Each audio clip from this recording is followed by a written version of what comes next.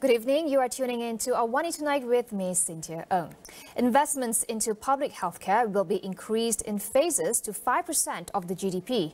Health Minister Dr. Zaliha Mustafa says this will be done in accordance with the government's fiscal position when presenting the Health White Paper, which was passed today. Dr. Zaliha acknowledged that expenditure on public healthcare has remained low for a long time. This has hampered the government's efforts to fulfill manpower, infrastructure and equipment needs and to optimize healthcare resources effectively and efficiently.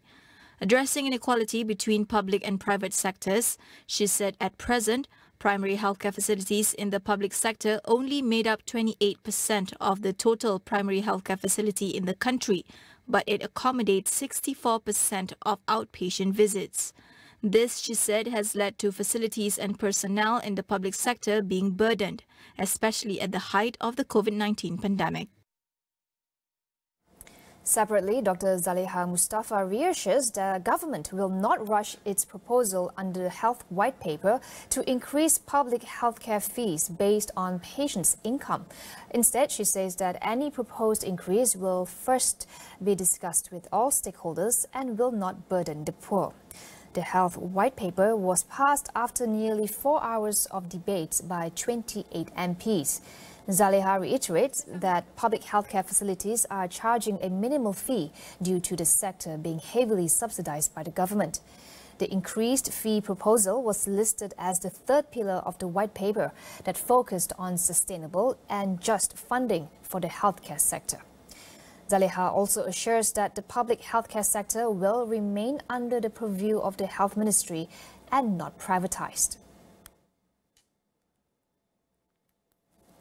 Nearly a third of migrant workers employed in domestic households in Malaysia are working under forced labor conditions. According to the International Labour Organization (ILO), most suffered conditions such as excessive working hours, unpaid overtime, low wages, restricted movement and being unable to quit. The survey, based on interviews with 1,201 domestic workers in Southeast Asia, found 29% of those in Malaysia face such conditions, compared to 7% and 4% in neighbouring Singapore and Thailand respectively. In all three countries, the ILO said their average worked hours well in excess of those legislated for other workers, but none earned the minimum wage. The ILO urged countries to ratify UN conventions on domestic workers and forced labour to ensure domestic workers enjoy rights at least equal to those of other workers, both in law and in practice. A cybersecurity bill will be drawn up immediately to ensure all aspects of the law are finalized. Prime Minister Datuk Sri Anwar Ibrahim says with a law in place, the National Cybersecurity Agency will have clear powers to monitor and enforce laws related to the matter. In a statement, Anwar said that the government machinery must be better prepared to handle cyber threats. He added that there would be no compromise on national security, including in the digital domain and cyber ecosystem. Anwar said the agency has been tasked as the lead agency to mobilize efforts across various government entities and industries. At the same time, functions of several other agencies related to cybersecurity will be streamlined to avoid overlapping functions and to maximize efficiency.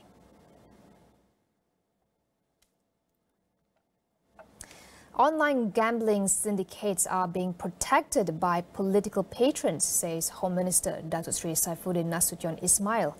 He told the Dewan Rakyat that this was the biggest obstacle when it came to effectively tackling the issue. Dari situlah datang influence dan protection. Dari situlah datang corruption and bribery. Dari situlah wujudnya tipis political will untuk mengadakan dan membaharui tekad untuk memerangi perkara ini habis-habisan.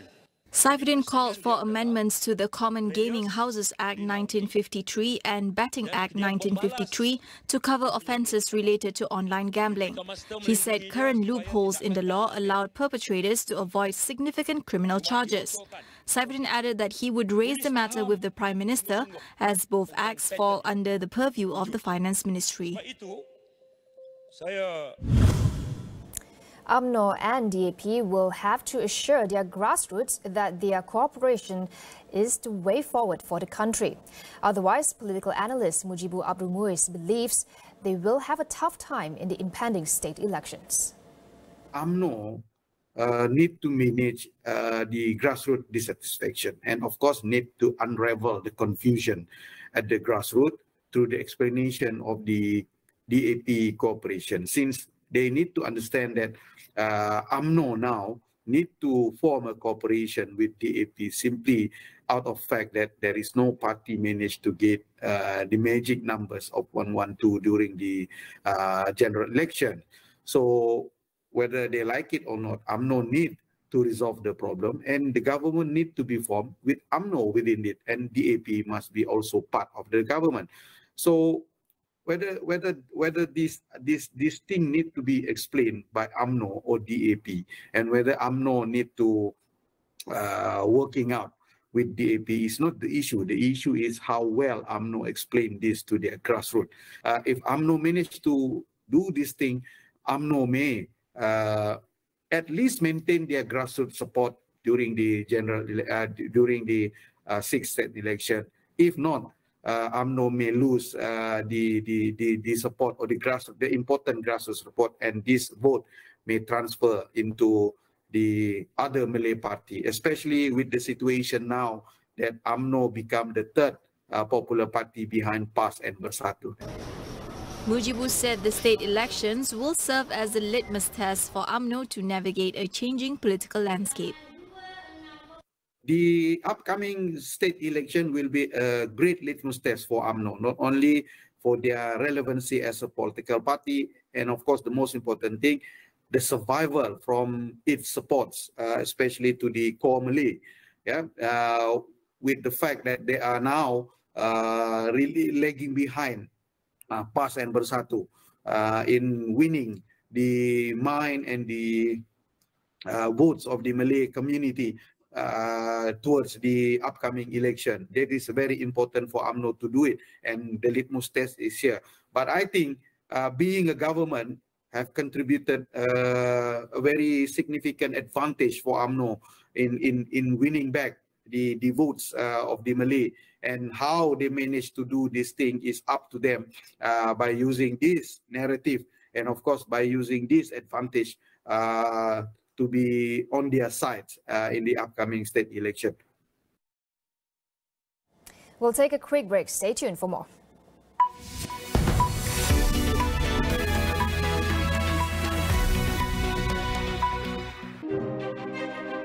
Asking the tough questions is what we do every day here on Astro AWANI.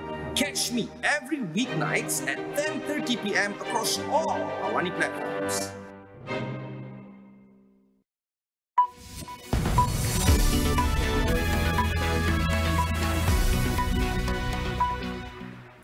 Short video app TikTok plans to invest billions of dollars in Southeast Asia over the next few years. CEO Chu Shoji said in Jakarta on Thursday that TikTok's content is becoming more diversified as it adds more users and expands into e-commerce. But the platform has yet to translate its large user base into a major e-commerce revenue source. The commitment that we have in the region is very clear. We will invest billions of dollars over the next 3 to 5 years. We have already grown from almost 100 people in the region, employees, to, when I say region, I mean Southeast Asia, to almost 8,000 employees today. And we have nearly 2,000 employees who are working on TikTok in Indonesia. We see our growth opportunity here to be very immense. And we look forward to investing more in this country and, of course, in the region. Southeast Asia is one of TikTok's biggest markets in terms of user numbers, generating more than 325 million app visitors every month. However, its e-commerce sector faces fierce competition from bigger rivals like Shopee, Alibaba's Lazada and Goto's Tokopedia. TikTok did not provide a detailed breakdown of the spending plan, but said it would invest in training, advertising and supporting small vendors looking to join its e-commerce platform, TikTok Shop. Beijing has announced that fertility treatment will be covered by the city's healthcare system in the latest move by the Chinese government to boost the country's flagging birth rate. Starting July 1st, in vitro fertilization, embryo transplantation and freezing are some of the 16 treatments that will be included in basic insurance coverage. The measure comes as China grapples to stem a decline in births after posting its first population drop in 6 decades. The number of newborns dropped to a record low of 6.77 per 1,000 people last year and is expected to decline further in 2023. China's National Health Commission last August issued guidance to provinces on reforming policies to support fertility rates. Beijing's announcement comes ahead of a court ruling for Teresa Zhu, an unmarried 35-year-old Chinese woman who sued a Beijing public hospital for violating her rights by refusing to freeze her eggs because she is unmarried. Concerned about China's rapid aging, government political advisors had proposed in March that single and unmarried women should have access to egg freezing and IVF treatment, among other services. In the UK, the Privileges Committee report has found that former British Prime Minister Boris Johnson deliberately misled the House of Commons over COVID-19 lockdown parties at Downing Street. The committee recommended suspending Johnson from the House for 90 days. The Privileges Committee, the main disciplinary body for lawmakers, said Johnson committed repeated contempt of Parliament with his denials. The report found that Johnson sought to undermine the parliamentary process by breaching confidence and by being complicit in a campaign of abuse and attempted intimidation of committee members. It also recommended that the former Prime Minister does not get a pass, which allows former MPs to access Parliament after they leave. Johnson stepped down as Tory MP last week after seeing an advance copy of the report, which was published after a year-long investigation. He acknowledged that his statements misled Parliament, but denied doing so recklessly or intentionally. New Zealand's economy has fallen into a technical recession after the country's central bank raised interest rates to a 14-year high. This is due to the country's economy shrinking for 3 quarters in a row. Official figures show New Zealand's GDP fell by 0.1% in the first 3 months of 2023, following a 0.7% contraction in the previous quarter. Employment remains strong in New Zealand, which will limit the effects of recessionary environment for many people.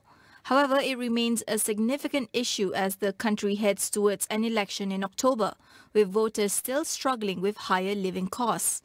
New Zealand was one of the first countries to raise interest rates in the wake of the pandemic and has outpaced the US Federal Reserve. In the first 3 months of this year, the country's economy was also impacted by cyclones and teacher strikes. At least 79 people have died and many more are feared missing after a fishing vessel carrying migrants and refugees capsized off the coast of southern Greece. The government says it is one of the worst such disasters in Greece and has declared 3 days of mourning. The Greek Coast Guard said the vessel sank in international waters, 87 kilometers southwest of Pylos, one of the deepest areas of the Mediterranean. It added that no one on board was wearing life jackets.